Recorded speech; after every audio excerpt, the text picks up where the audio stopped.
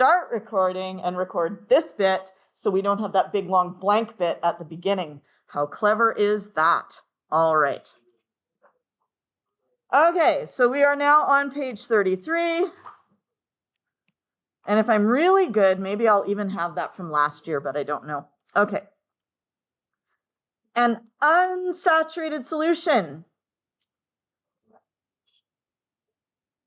Based on what we already talked about with saturated solutions, tell your partner what is an unsaturated solution.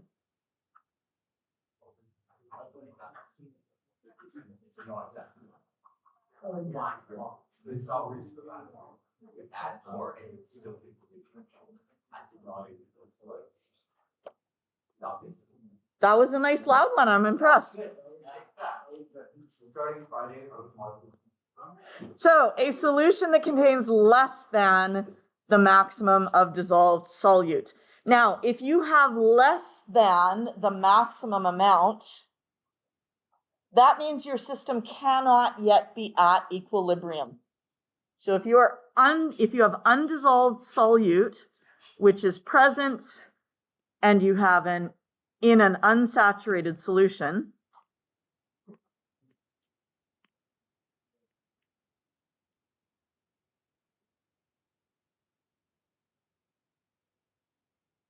you cannot have an equilibrium.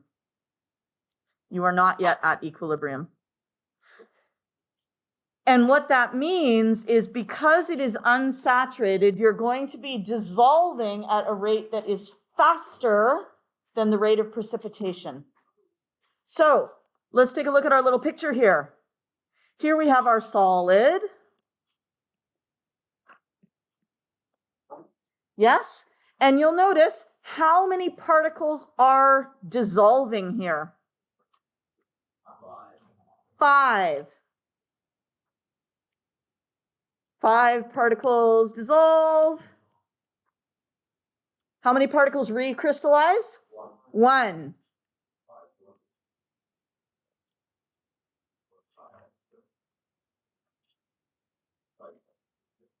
And if that's the case, what's going to happen to the concentration over time?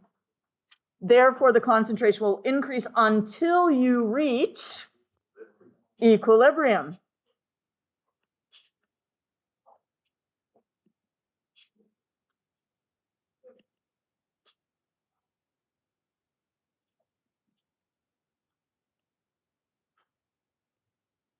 In other words, when you reach equilibrium, what kind of a solution will you have? Saturated.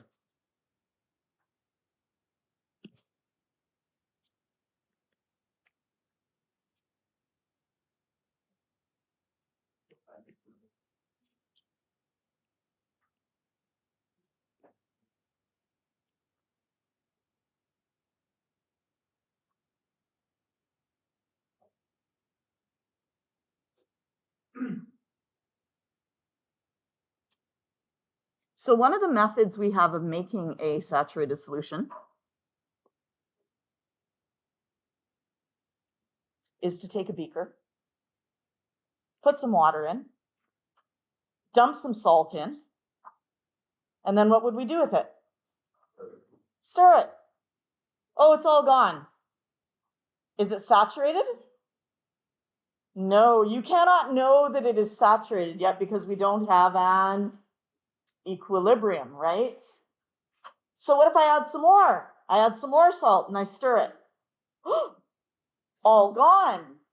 Are we saturated yet? Not yet. No. I add some more, I stir it, and I stir it, and I stir it, and I stir it, but some of the solid is not dissolving. What do I have now? I have an equilibrium. Okay? Now let's just say I put the whole amount of the salt in at once. Yes? And I start stirring it. At the very beginning while I'm stirring it, am I at equilibrium? No, the rate of what is bigger? Dissolving is greater than the rate of precipitation. And that continues to be the case until the solution is saturated. Okay? what did I write over here? You put some solute into the solvent. In the moment you put it in, the rate of dissolving is high. The rate of precipitation is 0 because there are no dissolved ions yet. None yet. And then you have some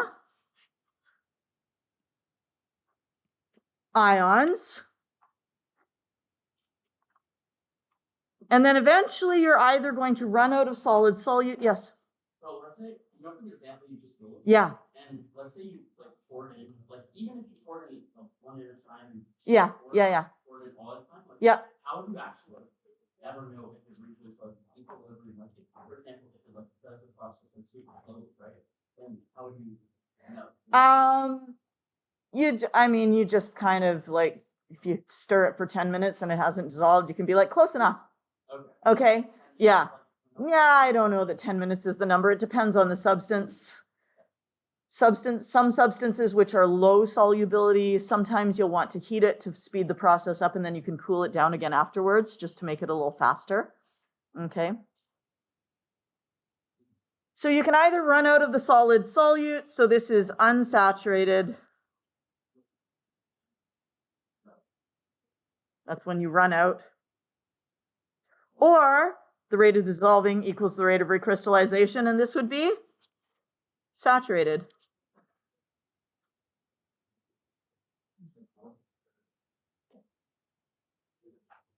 So here's our saturated solution. Remember, it contains the maximum amount of dissolved solute. And how many particles are dissolving in this little picture here? 3 particles dissolving. And how many are precipitating? 3 particles precipitating.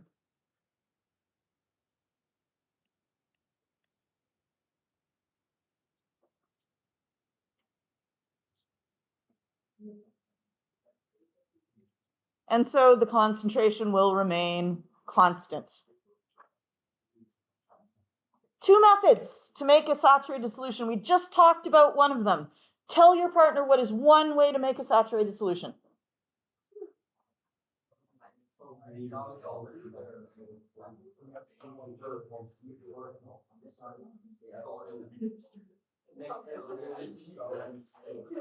You don't even know what you're talking about yet. Stop reading ahead. Literally, the dump and stir method is the simplest method. Dump the solute in, stir it.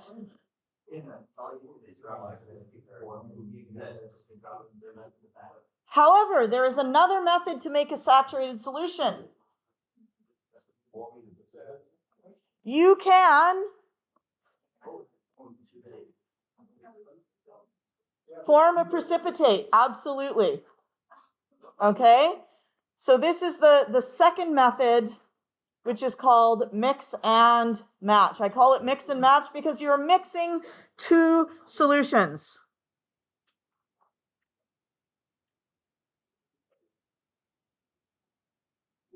And if 2 ions match, in other words, they have low solubility, you will form a precipitate. And if you have a precipitate, guess what you have? You now have an equilibrium between dissolving and recrystallizing. Okay? Now, just before we go to that, I'm just going to go back a little bit. Because when you do the dump and stir method, let's say we have calcium fluoride, and we have a saturated solution, and all we did was we took calcium fluoride from the jar, it's solid, we dumped it in, and we stirred it. If concentration of calcium fluoride is 2 times 10 to the negative 4, what is the concentration of calcium?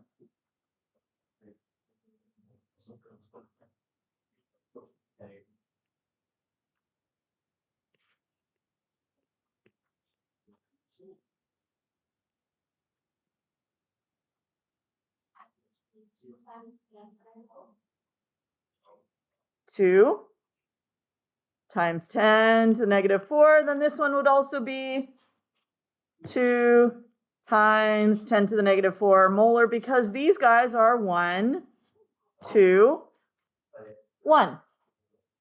What will the concentration of fluoride be? 4.0 times 10 to the negative 4 molar. So if you have dumped and stirred, your ratios will always be between ions will always be the stoichiometric ratios, okay? That's the easiest case.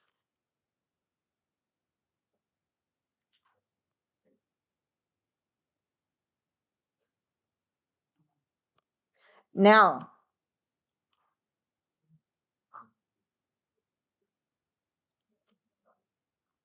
let's take a look at what's happening here.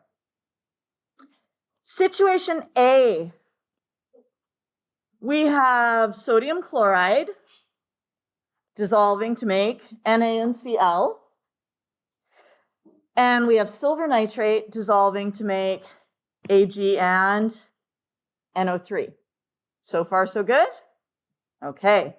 Look at our beakers here. We have how many sodium particles and how many chloride particles in this beaker here? We have 8 of each. Yes? How many silvers and nitrates do we have in the other beaker? 5 of each. Now we're going to pour them together.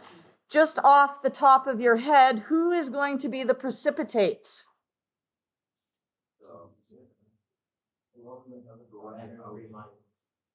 The what? The one without sodium. The one without NO3. So that would be who? AgCl is going to be our precipitate. Okay, so let's look and see what happens. Here's AgCl. It has precipitated. Yes. And what's happening with the Na and the NO3? The Na and the NO3 are just by themselves. They are spectators.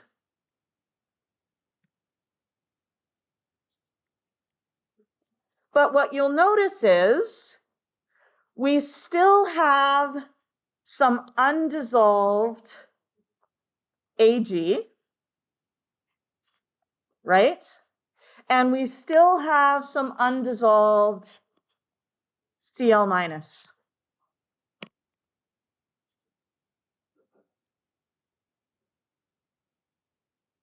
And if you had to write a KSP for this,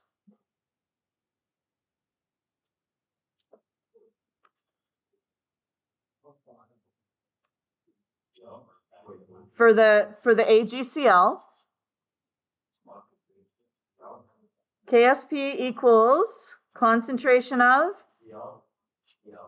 I would write Ag first just because I like writing positive ions first, but you could write Cl first. I know. Okay, times concentration of Cl. And let's just pretend that each of these represents 1 molar. Okay, so what would it be here? It would be 4 because we have 1 times 4 equals 4. Is good? Now, is the concentration of silver equal to the concentration of chloride? No. Why not? Because when I write my equation, my AgCl plus Cl minus, that's a 1-to-1 ratio, right? Why are they not equal? Yes.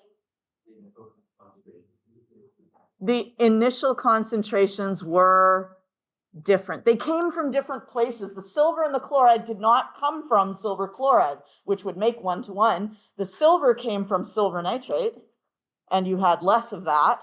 And the chloride came from sodium chloride, and you had more of that. But people kind of get hung up on the fact that it's a 1-to-1 ratio, and they think it always has to be 1-to-1 that's dissolved. But if you're putting them in from 2 different sources, the concentrations can be different. Okay? So the silver came from AgNO3. The chloride came from NaCl. Therefore, the concentrations are not 1-to-1.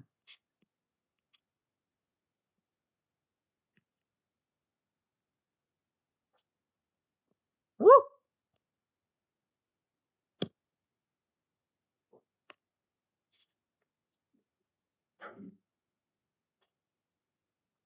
Is good? Okay.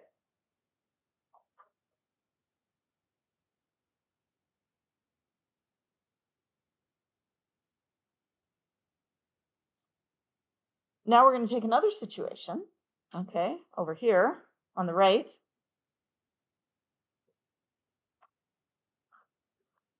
Where we have a different concentration of NaCl. NaCl, now we have 6 NaCl and 6 Cls. We have 6 silvers and 6 nitrates. All right. We mix them together. And now how many silvers do we have in here? We have 1, 2, and we have, oops, those should have been blue. 1, 2, and we have 2 chlorides. Now you'll notice that the silver and chloride here are the same. Is that because they dissolved in a 1-to-1 ratio, or is that coincidental? That is coincidental, okay? Because I added them in exactly the same concentrations to start with. If I hadn't, though, they would not be the same. Does that make sense? Yes. Okay. Okay.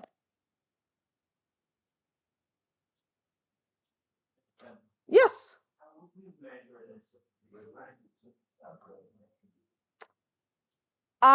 What I would do is I would say you add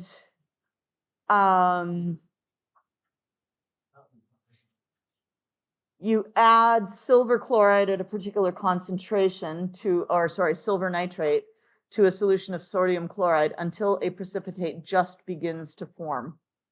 Okay, and maybe you do that by using a spectrophotometer and measuring the turbidity or something like that.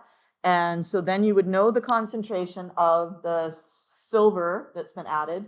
You would know the concentration of the chloride that was there originally. And you would have to do some dilution calculations with that because now you have a mixture, but then you could calculate the KSP from those. Yeah? All right, so we already did this. KSP is always a constant. Concentrations do not have to be equal if you're using the mix and match. The ions have different sources.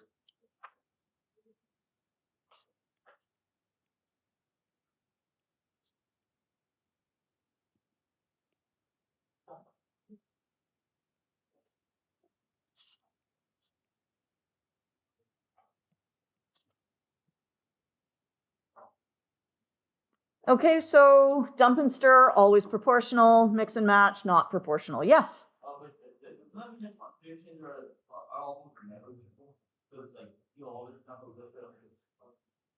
They'll never be equal unless, like, you literally take silver chloride and dump it into water. Then for every silver that dissolves, a chloride will dissolve.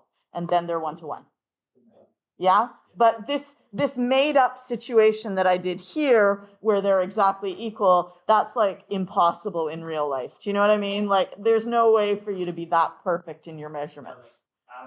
Yeah, atom to atom, it's not going to work. You might get close, but you're never going to be exact. Yeah.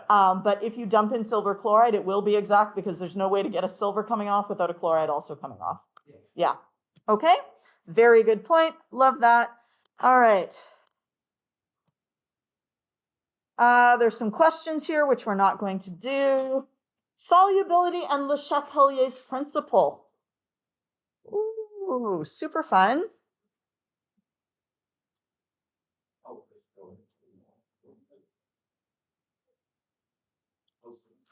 Definition number 1. Solubility, the maximum amount of solute that can dissolve in a given volume. Definition number 2, the concentration of a saturated solution.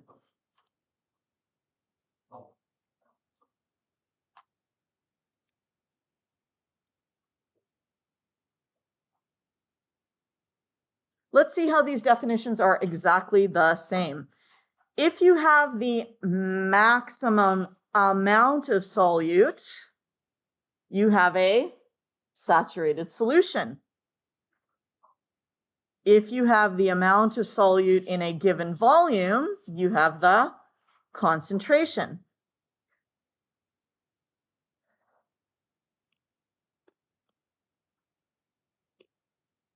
In a given volume.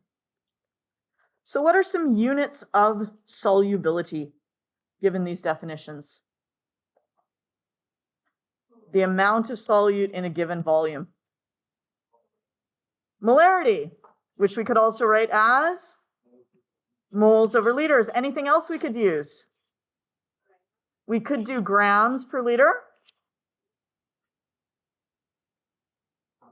You could do milligrams per liter. You could do particles per liter. It would be a weird thing to do, okay, but you could. I will say that probably these ones are the most common, maybe millimoles per liter.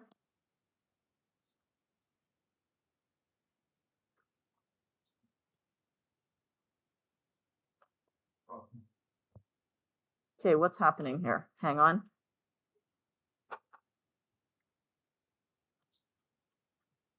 I've got this stupid little square thing.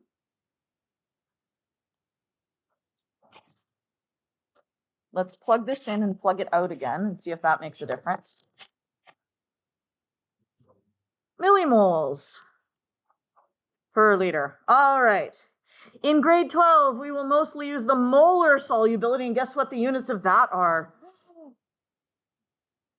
Moles over liters.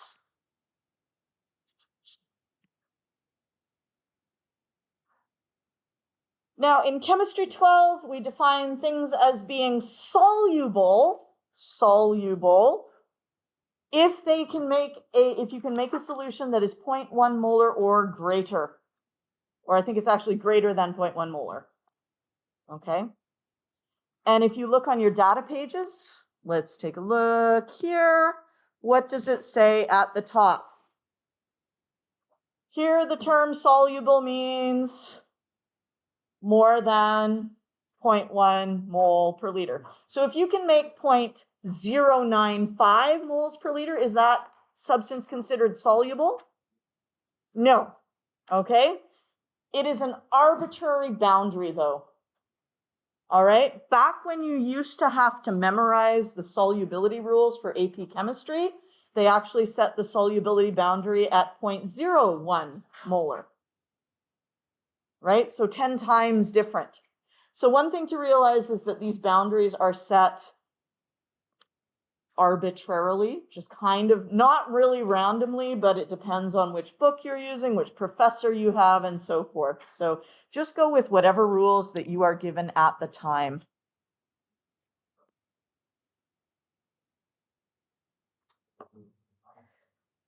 Because of this number, though, you are often going to see questions worded like this. Does a precipitate form when equal volumes of 0.2 molar, oh look, 0.2 molar AgNO3 and 0.2 molar NaCl are mixed?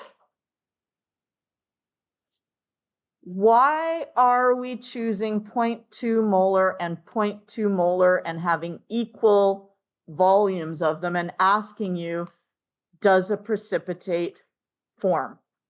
Why those concentrations and equal volumes?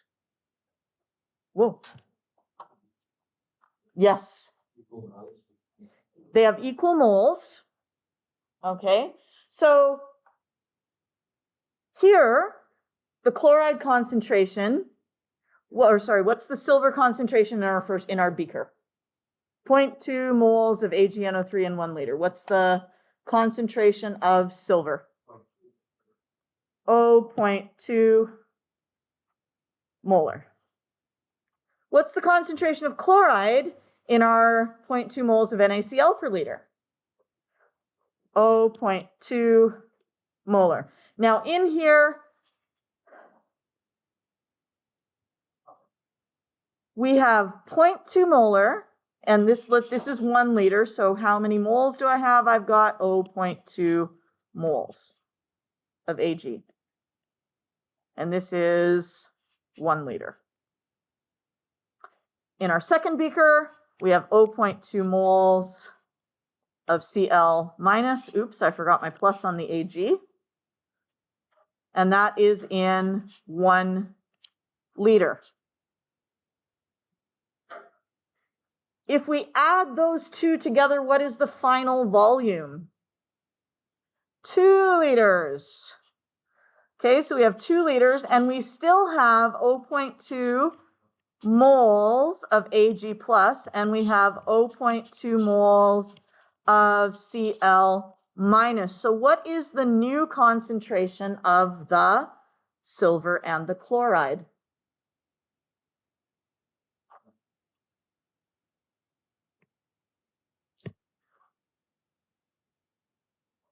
That's how many moles we have. What is our new concentration?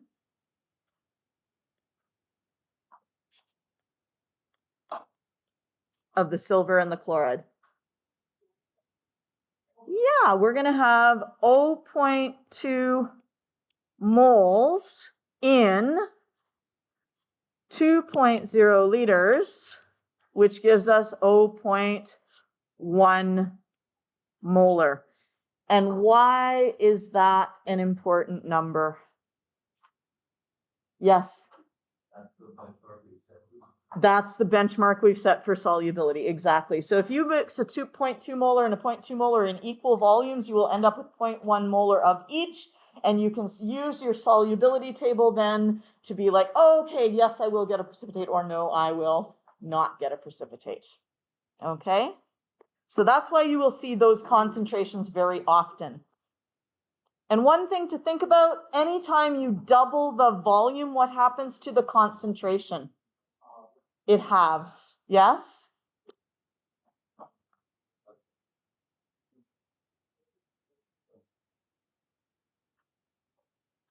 Now, let's take a look at this. Equilibrium here. We have calcium hydroxide. Now, we would like to increase the solubility. That's meaning that we can dissolve more solute in a given amount of solvent. Ooh, that's kind of weird. Assuming we have a saturated solution already,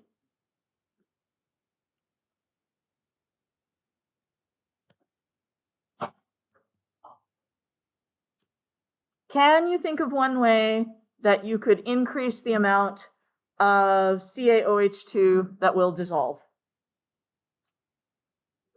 You can heat it up, okay? Because we want to shift the equilibrium to the right, because that's going to mean we have more dissolved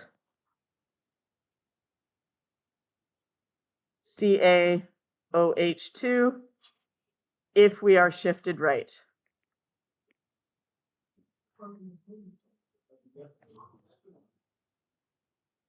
Is so far so good? Okay, so we can heat it up. Most solid solutes become more soluble when we increase the temperature. What does that tell you about the dissolving process? Is it endo or exothermic? Tell your partner. The dissolving process.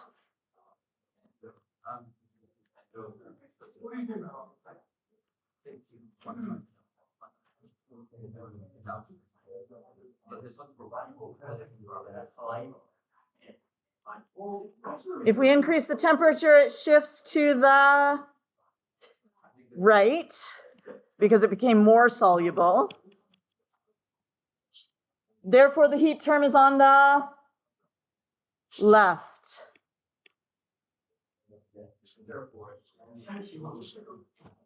Therefore, the dissolving process is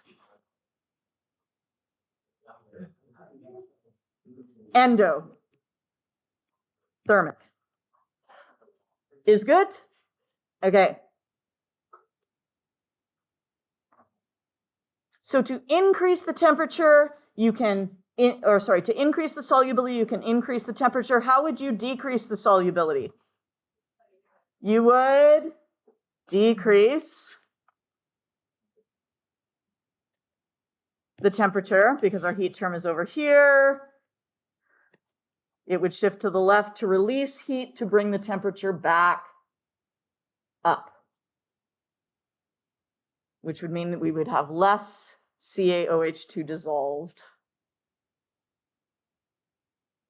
Is good?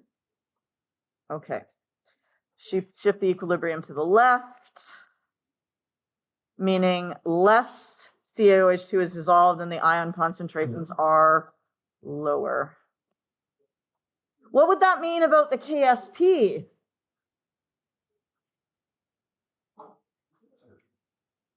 What effect would increasing temperature have on KSP?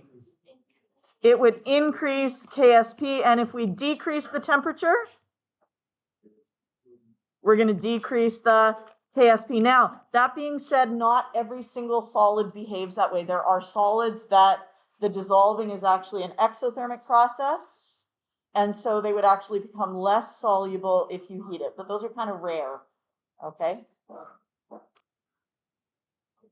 Increasing temperature increases the solubility of most salts. Decreasing temperature decreases the solubility of most salts. Is good? Okay.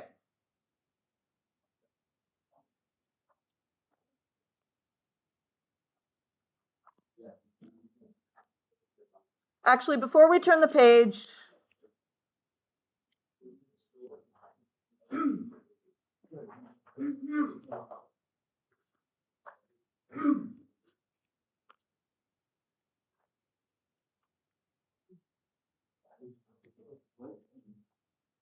how else could you increase or decrease the solubility of the calcium hydroxide? How else could you get this equilibrium to either shift to the left or shift to the right? Have a little chat about that and then I'll call on you, okay?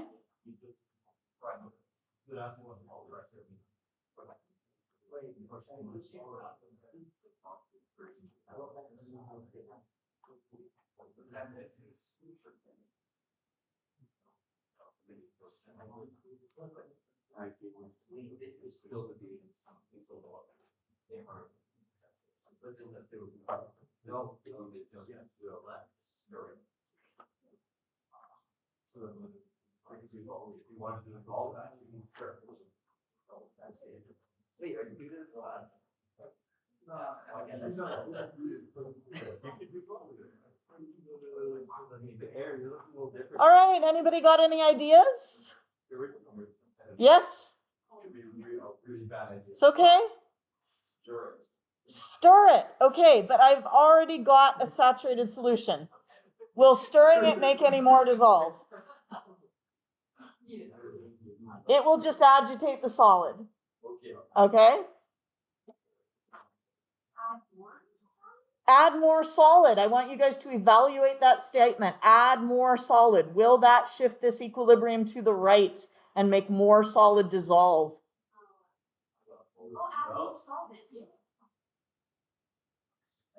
What do we think of that statement? Add more solid. Will that make more solid dissolve? No. No. Why not? Because the solution is already saturated. What if you add more solvent? Okay, here's another question. I want you guys to evaluate this statement. We can increase the solubility by adding more solvent. Chat. Chat.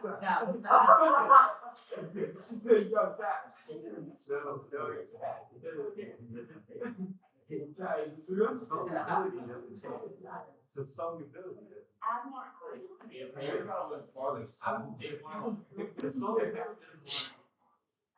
Two, name, Bartley, McCary, Cardamom, Clear July, Consta, Halford, Gerard, Cole, Lamb, Lunch, Lau, Lucan, Moreno, Seaman, O'Berry, Wright, Udai, Van Walter, Welch, and Whiteburn. Please make your way down to Jimtown. Thank you. Okay.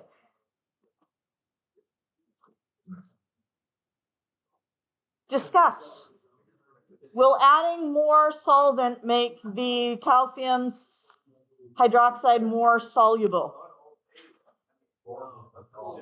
More will dissolve, but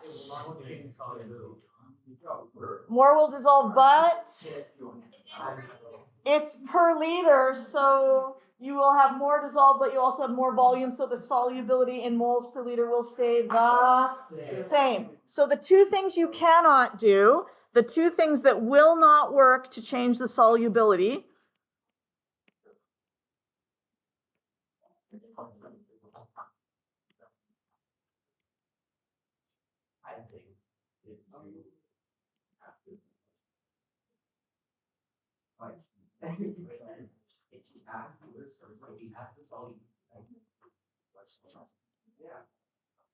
Or, you dug it, you sacrifice it, you marry it.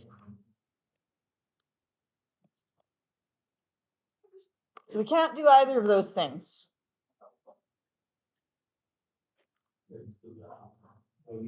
We still need to shift the equilibrium either right to increase the solubility or left to decrease the solubility.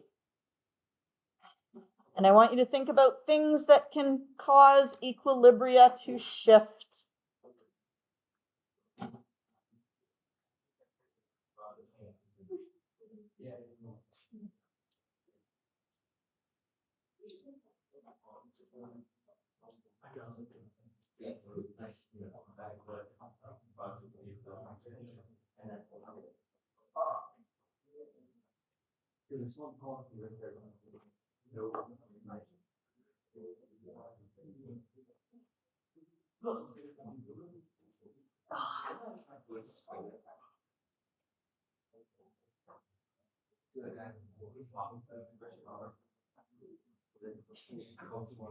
What are some things that can change which can cause a shift? What things can cause a shift? What's one thing that can cause a shift? Pardon me? Okay, what have you thought of? Okay, temperature. Now, we agreed that temperature works. Excellent. Surface area. Does surface area cause a shift in the position of the equilibrium?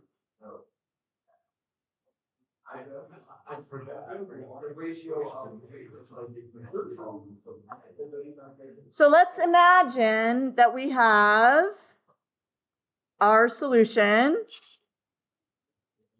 with a little pile.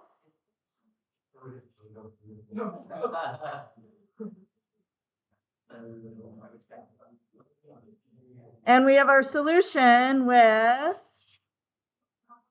a bigger pile.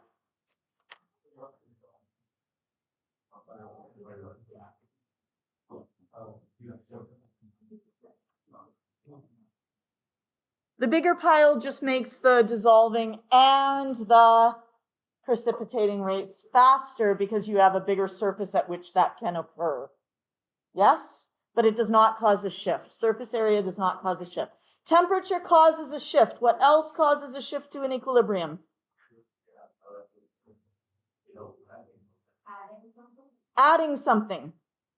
Think about that statement, adding something. Think about what you could add.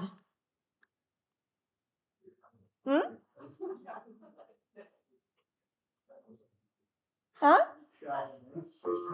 Excuse me, we are ready for assembly 2 in the gym with the following teachers. Also ready. Did they not go? Cardone, Clary July, Costa, Culver, Guerrero, Cole, Lamb, Young, Lau, Lucas, Moreno, Neiman, O'Hare, Ryan, Budai, Van Volkum, Welch, Weinberg. Please make your way down to the gym now. Okay, we've had a suggestion. What about NaOH? What if we add NaOH? What do we get? We get Na plus and OH minus. So what have we done? We have increased the concentration of OH minus, yes? What does that do to this equilibrium? It shifts it to the left.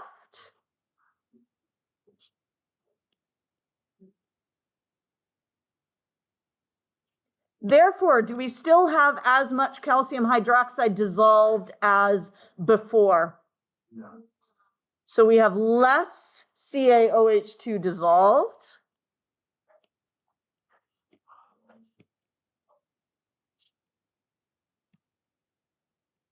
And therefore, if we have less CaOH2 dissolved, what can we say about its solubility?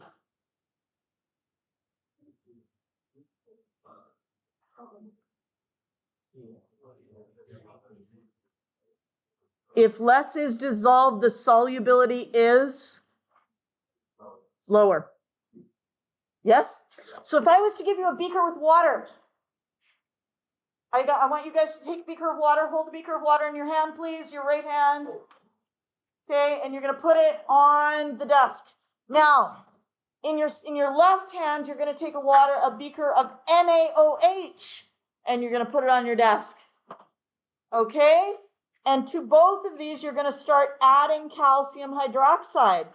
You add a little bit, you stir, you add a little bit, you stir. Remember, this one is pure. I'm going to be backwards for you guys. This one is water. This one is sodium hydroxide, right?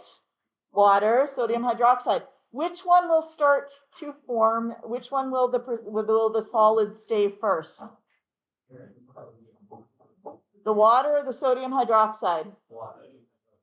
Sodium hydroxide. Because it's already got hydroxide in it, ions in it, you can't fit as many calcium hydroxides in a solution which already has hydroxide ions present. Right? If you were to look at it from a KSP perspective, it means you've already got a number in your KSP expression, yes? So if you already have a number in your KSP expression, it's going to be harder to dissolve more than if you have nothing in your KSP expression yet. Is good? Okay. Could you,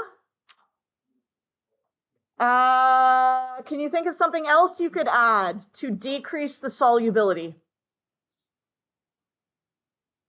CaNO3 because that would increase the concentration of calcium and it would cause the system to shift to the left, which would decrease the amount of CaOH2 available to dissolve. Could you increase the solubility?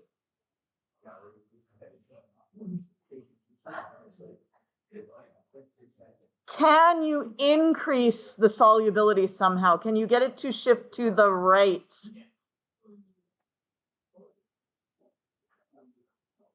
I got 2 people who think they can. Anyone else think they can?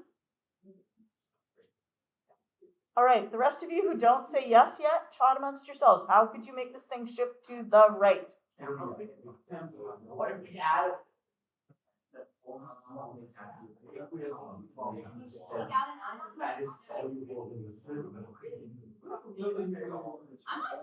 You are on fire. Absolutely. Like bam, bam, bam, bam, bam. This is why what organization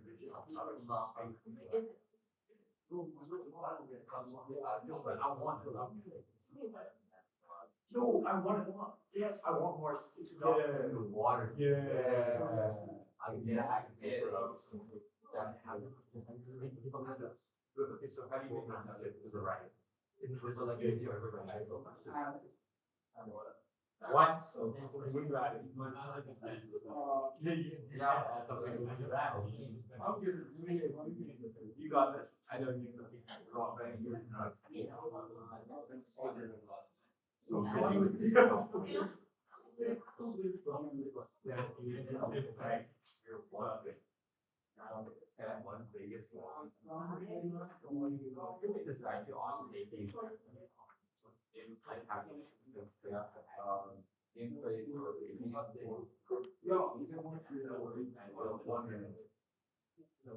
How many people think they have an idea now? I still only have my 2 original people who have an idea now. Seriously, I'm not going to call on you. Just say, maybe I have an idea. Maybe I have an idea. I still only have 1 person. 2, 3, 4, 5, 6. Okay, I've got at least 6 people who have some sort of idea of maybe why. 7 if we count Andrew. Okay. Adriana, I know you had an idea. Yeah, what was your idea?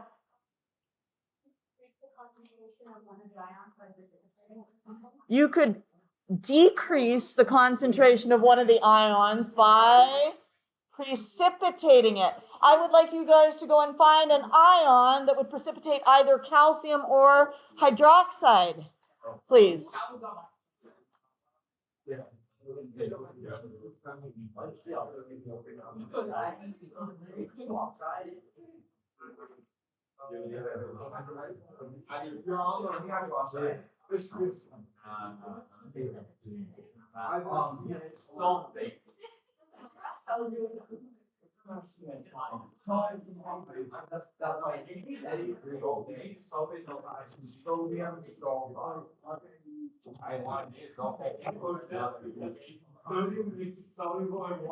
No, because you can't add an ion. You have to add a compound. Oh, right. Do we like sulfate or do we like sulfide or either or both? Sulfate to precipitate the CA, sulfide to precipitate the OH. Sulfide will not precipitate OH. Why not?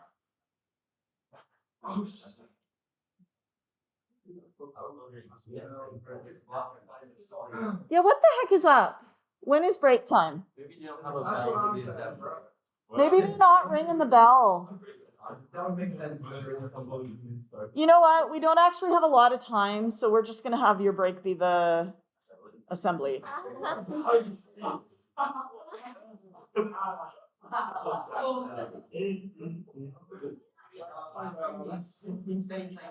Yes.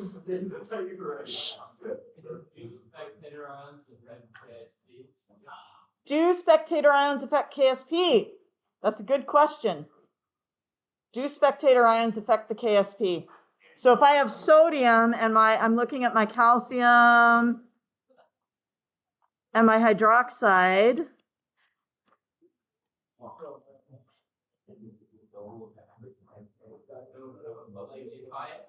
shh. If I put pure water, Yes.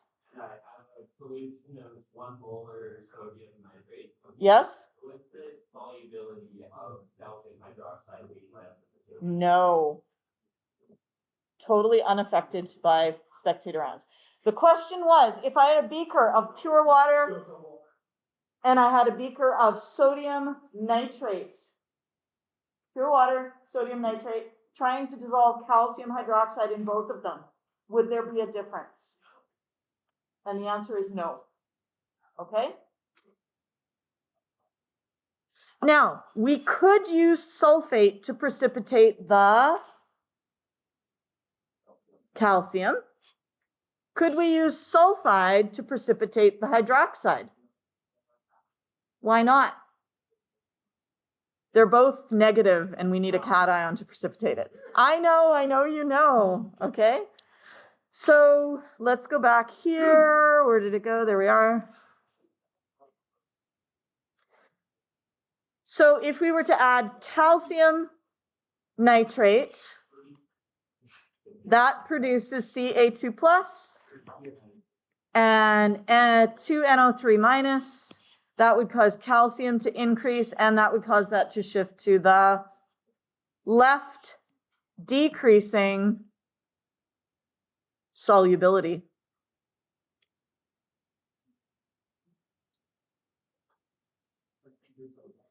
Look what we have. Whoops. Calcium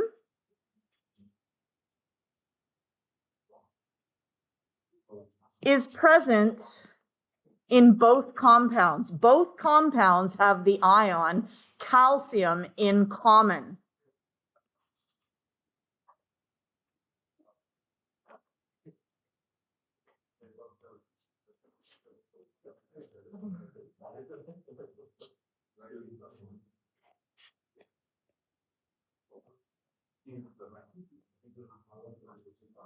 And the reason I'm bringing this up specifically is because there is a term used for this. There's a term used for this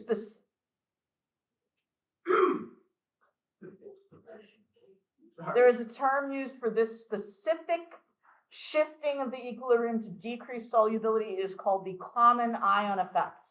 So if you add a substance which has an ion in common with the species of interest, which in this case is the calcium hydroxide, we add a substance which has an ion in common, that common ion will decrease the solubility because it will increase the concentration there and it will shift this to the left. So compounds that contain a common ion will decrease the solubility.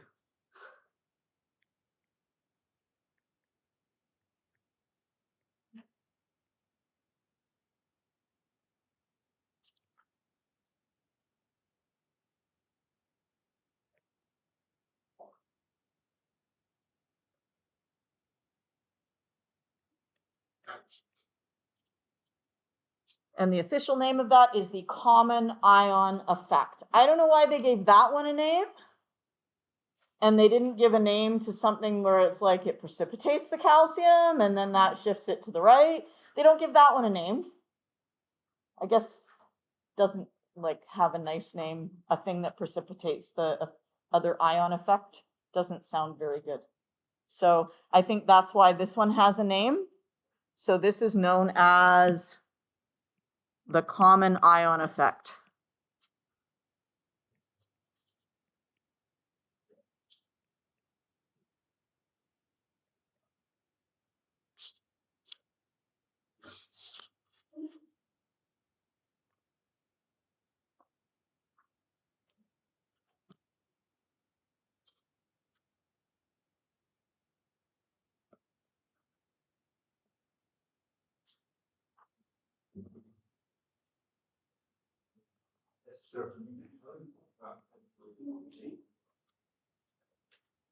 If we add sodium hydroxide, have we added a common ion?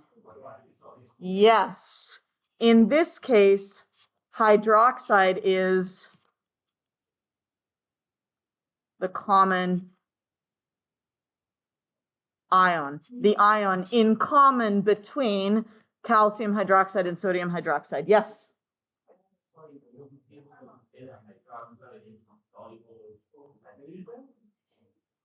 Because it is. It does not form a precipitate with hydrogen. Okay. It does form a substance, but it does not form a precipitate. But if we were to add a plus, What would happen if we added H plus? I want you to think about that. What would happen if we add H plus? Because that is beautiful. It would make water, because H plus and OH minus make water. What would that do to the hydroxide ion concentration? It would bring it down. Which way would that shift the equilibrium? To the right, which means that what would happen to the solubility of calcium hydroxide? It would shift to the right. Can you imagine if you had calcium hydroxide, a base, and you started throwing acid at it? Does it make sense that it's going to dissolve more? Yeah? Yeah. So if you have like calcium carbonate, carbonate is also a base, right? You can have CO3 2 minus, reacts with H plus to give 2H plus to give H2CO3, which will then break down further to give you H2O and CO2. Calcium carbonate is limestone. And it is a low solubility compound. So if you have limestone and you have acid rain, let's say,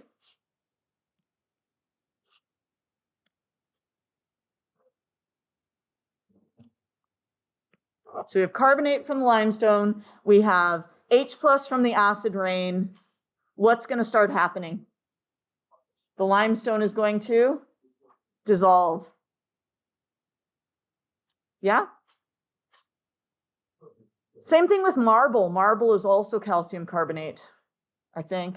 It's just a different version of it. I could be wrong. That feels wrong to me. But maybe limestone. Pressed limestone. Yeah, okay. Okay, that sounds good. Yeah, my geology is a little bit lacking, I'm afraid. My rock science. Okay, so anything, let's see what we got here. So that we have the NaOH, so this will, what will happen when we add NaOH is calcium hydroxide solubility increased or decreased?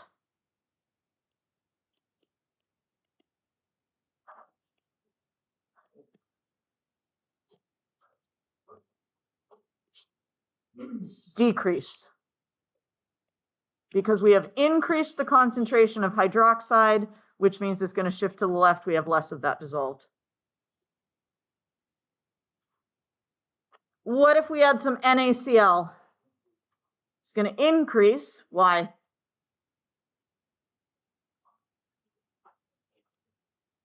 Will sodium react with hydroxide? No. Will chloride react with calcium?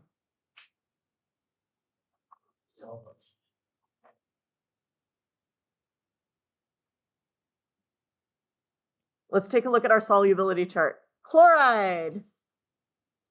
Calcium. No, so it's not going to react. So the sodium doesn't react with any of the ions. The chloride does not react with any of the ions. So what does sodium chloride do to the solubility?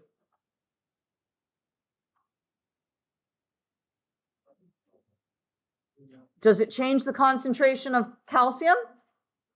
No. Does it change the concentration of hydroxide? No. And if it does neither of those things, what does it do to how much of that stuff can dissolve? It has no effect.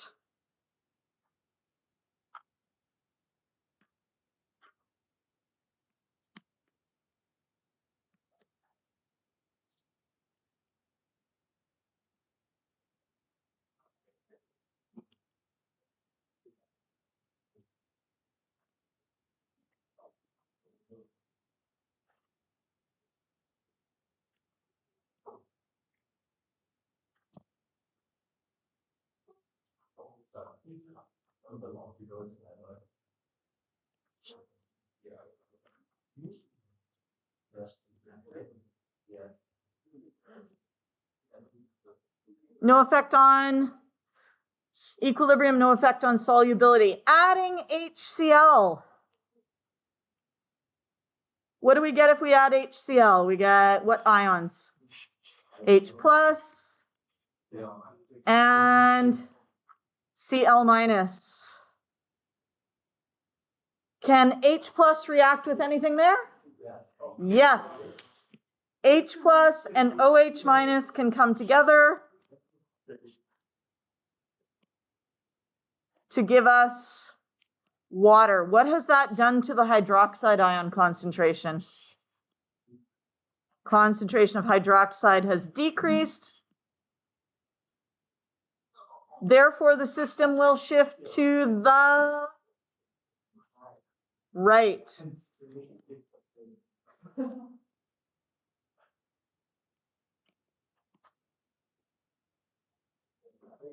To bring hydroxide back up. To bring.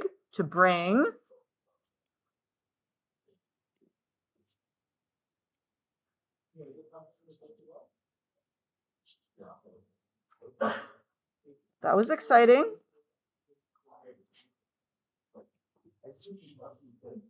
And if we have shifted to the right, what have we done to the solubility? Therefore, we've increased the solubility.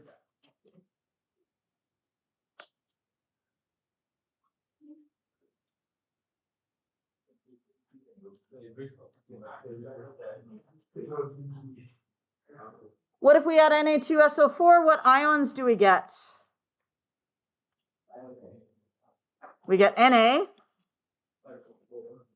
and we get SO4. And I know we just talked about this, but we might have forgotten. What happens? Does Na react with anything there? No, Na is a spectator. Does SO4 react with anything?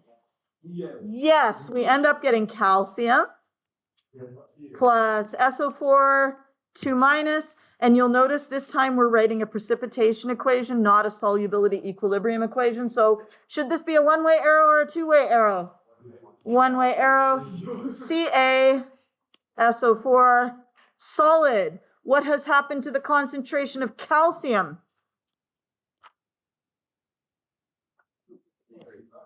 Has decreased.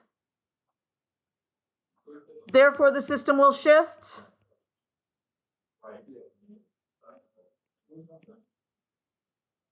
right to bring calcium back up.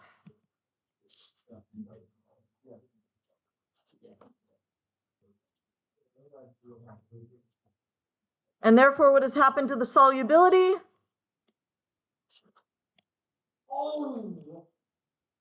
The solubility has increased.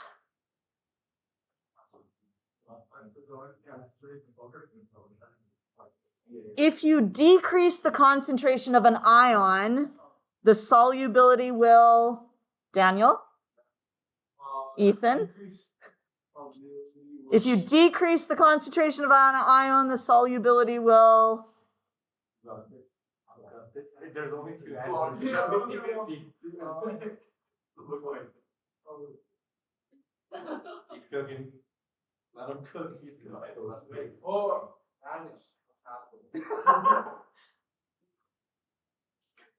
increase. yes.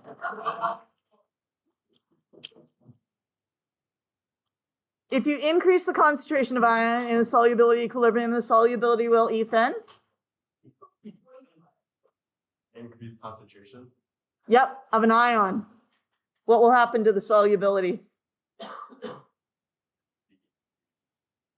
Are you sure? I am not sure. You are not sure. Then think. I have to agree with that. Then think until you are sure. Take a look at this equilibrium here. What would happen if I was to decrease the concentration of one of these ions? What would happen to the solubility? Or did I say increase? What did I say? If we increase the concentration of an ion, sorry, we were increasing a concentration of an ion here. So we're going to increase maybe the hydroxide.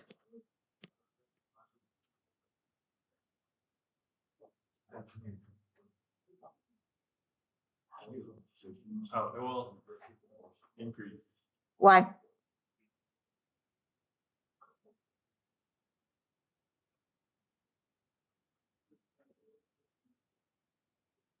If we increase concentration of hydroxide,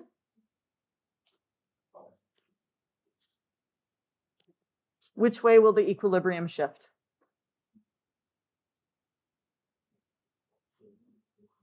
Who does that? Why?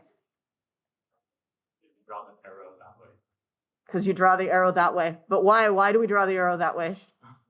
Le Chatelier says that when a system at equilibrium is stressed, the system will shift in order to do what? To bring down To minimize the stress. So what's the stress here? an increase in OH. An increase in OH. So the system will shift in order to decrease the OH. Which way decreases OH? Shifting to the left. Shifting to the left. Okay. Does that mean that we have dissolved more calcium hydroxide or less calcium hydroxide?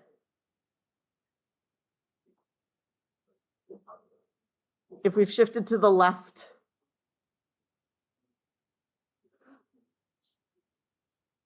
Dissolve. Which side is dissolved, the reactants or the products?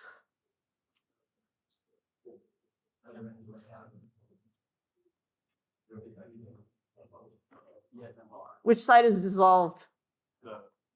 The reactants. So if we shift left, do we have more dissolved or less dissolved? Less dissolved. If we have less dissolved, what has happened to the solubility? Yes. Nice.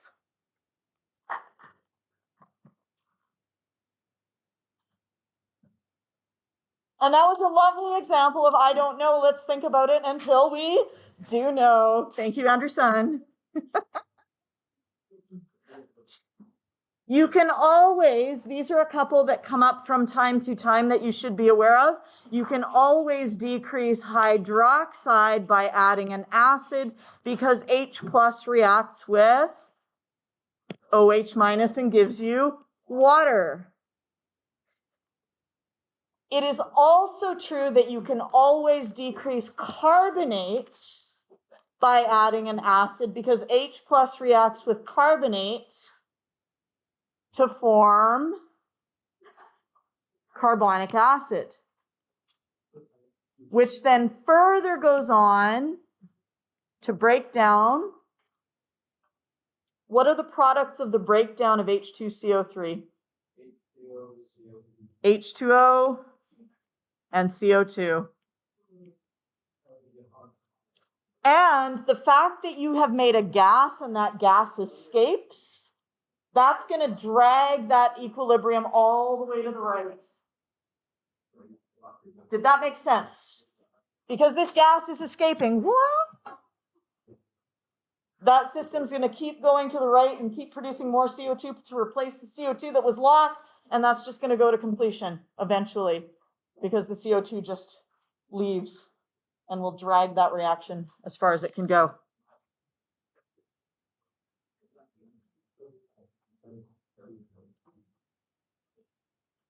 How can we increase the solubility of MgCO3? Go find something.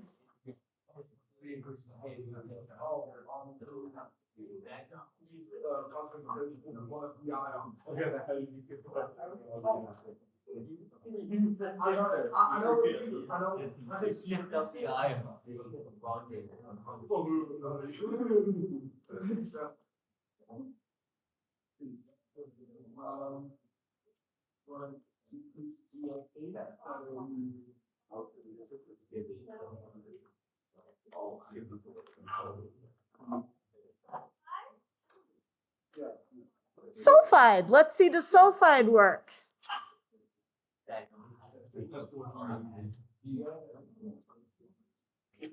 What do we think of sulfide?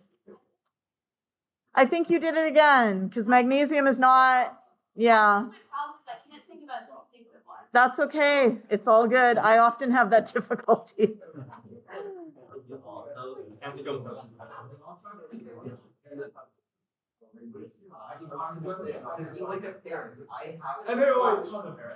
NaOH. Let's see. Does it work? What do you guys think? OH minus. Does it work? Magnesium would be here. And so what would it do? It would precipitate the hydroxide. Yeah. So we would have NaOH gives us Na plus OH minus, and then the Mg2 plus will react with the OH minus to give us MgOH2. What statement should you make after that? Therefore, what has happened?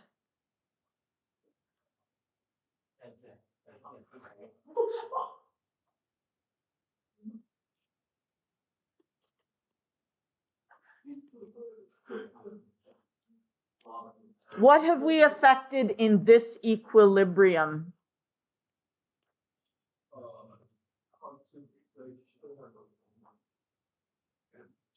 Yes. What have we done to the concentration of Mg?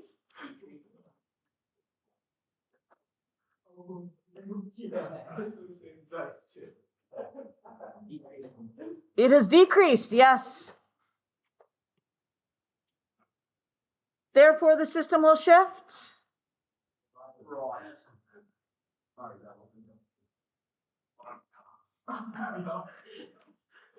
And therefore, the solubility increases, yes.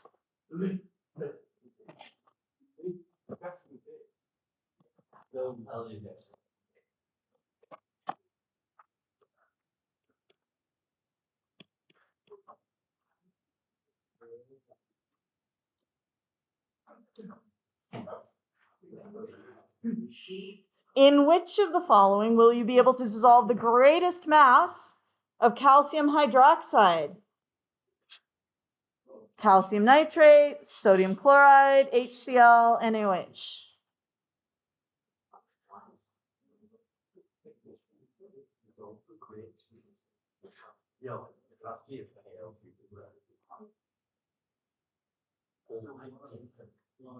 Oh, it's not? Oh, wait. Do you actually do calculations?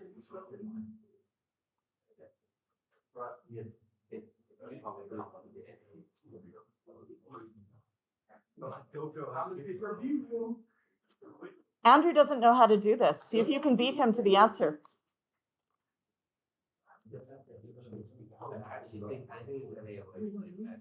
We do I?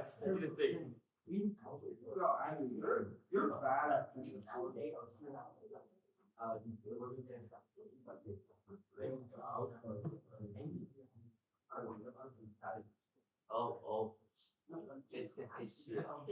And how do you know that? Do you know that because Jude just said that behind you? No.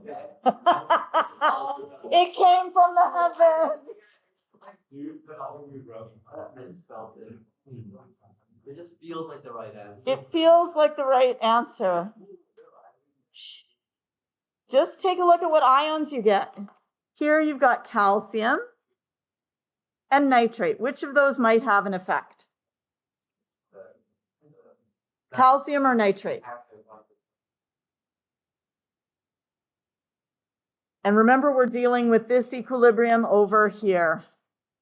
Which will have an effect on that equilibrium?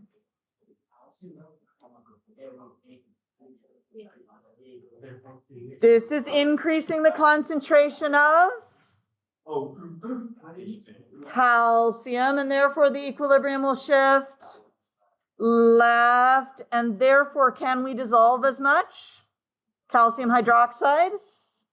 Therefore, CaOH2 is less soluble. How about NaCl? We have an Na ion and we have a Cl ion. Which of those affects that equilibrium? Na or Cl?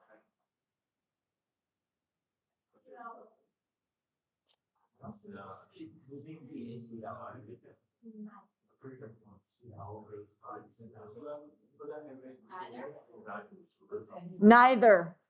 It doesn't do anything. Calcium chloride is soluble, sodium hydroxide is soluble, no effect. Normal solubility.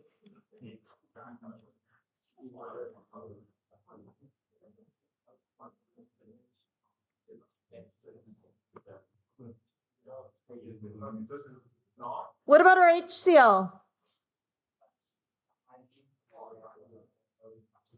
Is H or Cl going to have an effect? H, what's H going to do? Water. H plus OH gives water. Therefore, what has happened to hydroxide? Decrease. Therefore, this is shifted to the right. And therefore, calcium hydroxide is more soluble. How about NaOH?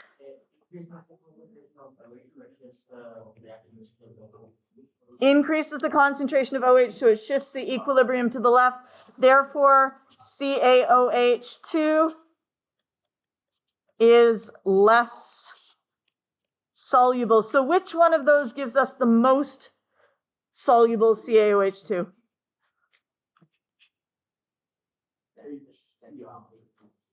The HCl. Okay, so the answer is that one there.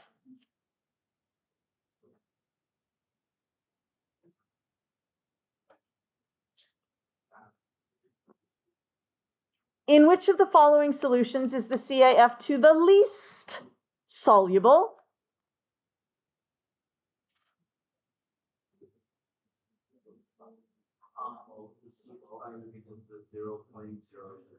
Yeah, the 0.0s are different. Ooh.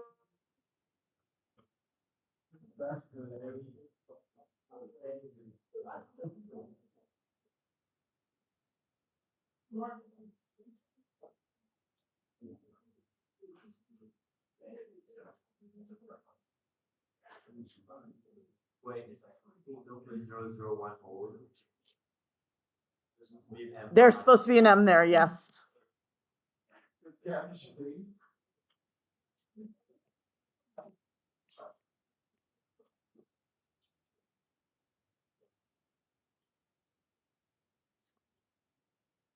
First of all, what do all of these substances do to the solubility of calcium fluoride? They all what? Sorry? They all decrease it. Now, out of A and D, which one decreases it more? D. Out of B and C, which one decreases more? B.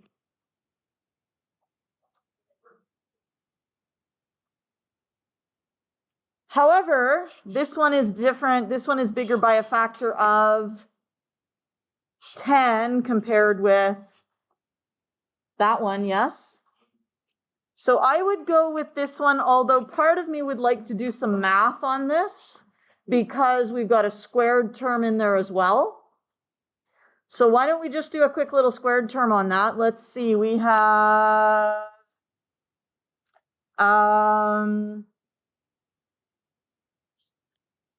KSP is equal to calcium times fluoride squared. So calcium is going to equal KSP over fluoride squared, and fluoride squared would be 0.01 squared.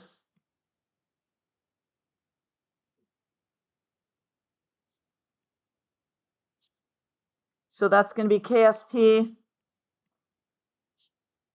over 0.0001. Yes? So far, so good? Okay. We also can say that fluoride squared is equal to KSP over calcium. So that's equal to KSP over calcium was 0.1. And then if we take the square root of that,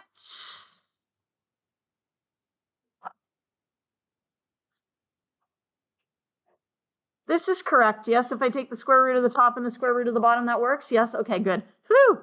Square root of KSP, square root of 0.1, so that's going to be 0.01. So that's going to be the KSP square root over, I don't know. I feel like I'm just digging myself into a hole here, is what I really feel like I'm doing at this point.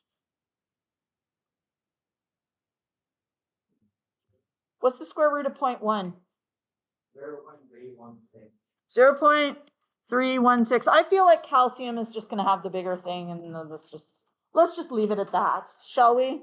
Because like I said, I feel like I'm just digging a hole. All right, common ion effect. We gave it a name. Common ions. Do you get the concept of the common ion? Do we need to belabor the point anymore? No? Okay, good. Adding more water does not change the concentration. Adding more of the solid salt does not change the concentration. Excuse the interruption.